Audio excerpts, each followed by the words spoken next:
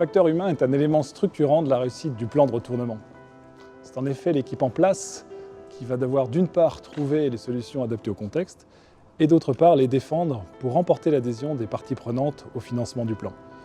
Cette équipe doit disposer d'un certain nombre de qualités, dont notamment la clairvoyance pour identifier et traiter les sujets sur le fond, la capacité d'envisager des solutions innovantes et la ténacité, car un retournement n'est jamais un long fleuve tranquille.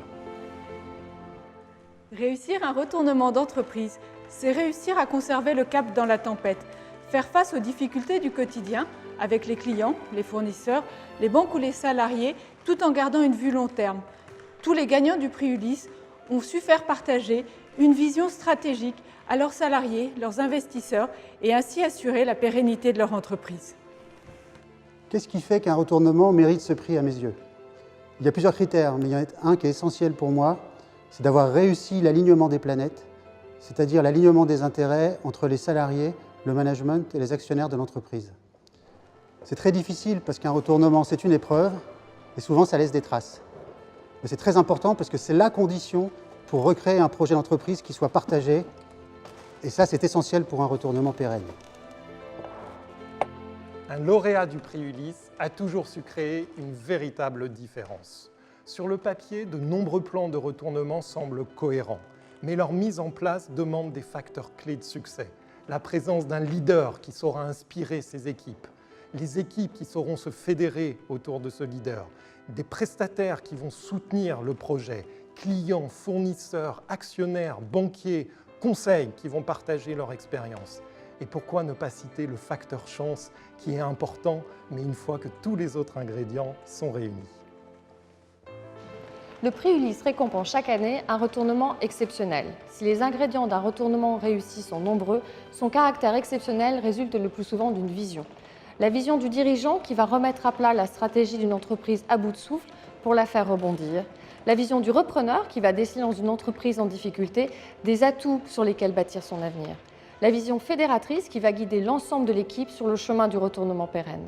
Chacun des lauréats du prix Ulysse a démontré que cette vision d'avenir est la pierre angulaire de tout retournement exemplaire. Le prix Ulysse doit récompenser un retournement qui a une vraie valeur pédagogique.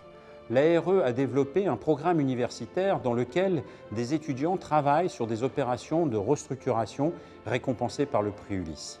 Lors de la restitution de leurs travaux, il y a de l'admiration dans le regard de ces étudiants et de la fierté dans le sourire de ces dirigeants confirmés.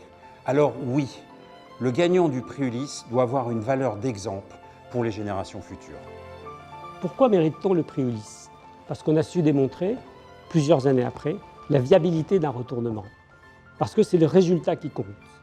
Parce que, même s'il faut toujours de la chance, c'est le travail en équipe qui prévaut, dans un environnement souvent judiciaire, mandat ad hoc, conciliation, procédure collective.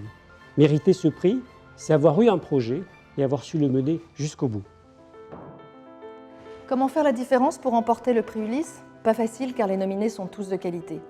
Un des éléments déterminants, c'est la démonstration de l'adhésion de toutes les parties prenantes au projet de plan de retournement présenté par le management, l'investisseur ou le repreneur. En interne, c'est avoir l'adhésion des salariés et de toutes les équipes de l'entreprise au projet d'entreprise.